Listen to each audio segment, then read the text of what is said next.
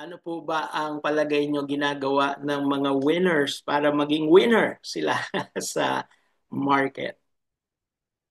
Na dapat gagawin nyo din, di ba? Pag kayo po ay nag-ooperate na.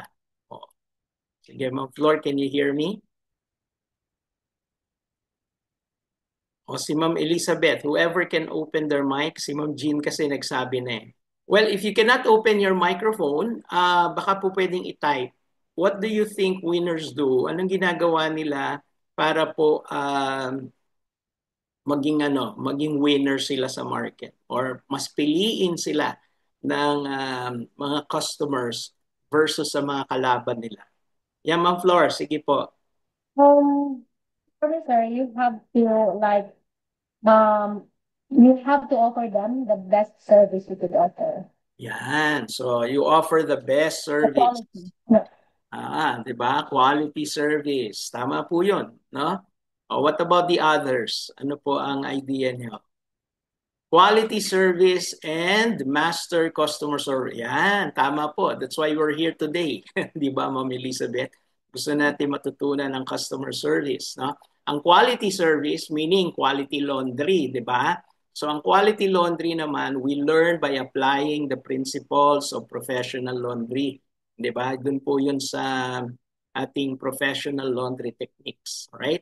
So, but tama po kayo, no? We provide the best service, we provide the best customer experience. Yan po, no?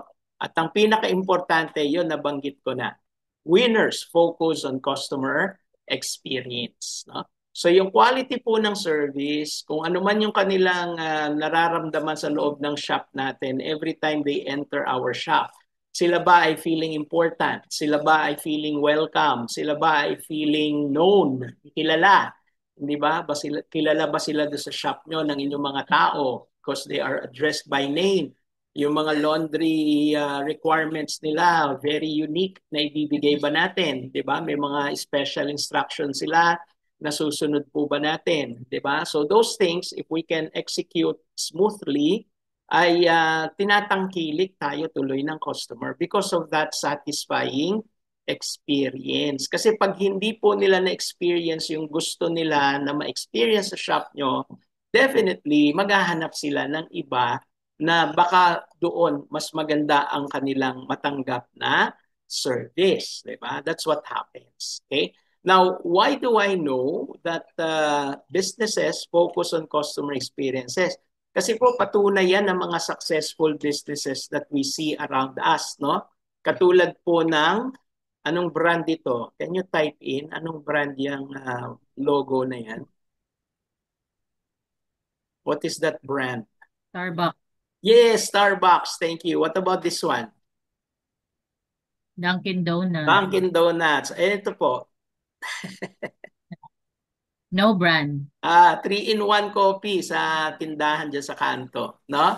So, notice po, itong mga successful brands na to like Starbucks and Dunkin' Donuts, ganyan din po sila talaga. No? They focus on their brand experience na tinatawag. So, ibig sabihin, para umangat tayo sa market, kailangan magpakilala tayo as a business or as a supplier, in our case, as a laundry shop, na iba ang pakiramdam ng mga customers pag sa atin sila nagpapalapa. And of course, yung ibang pakiramdam na yon, yung magandang pakiramdam, di ba? Hindi yung parang na nabubwisit sila sa atin, right? So, it's a positive experience na pag pumasok sila sa shop natin, ay nararanasan nila consistently, week after week, every time they come back to us, nakikita nila yung difference natin sa iba.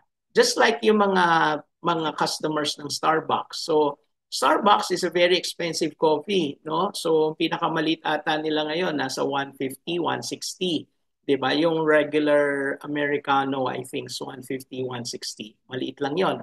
Pero sa Dunkin' Donut, brewed coffee is about mga nasa 45 ay 75 pesos na ngayon.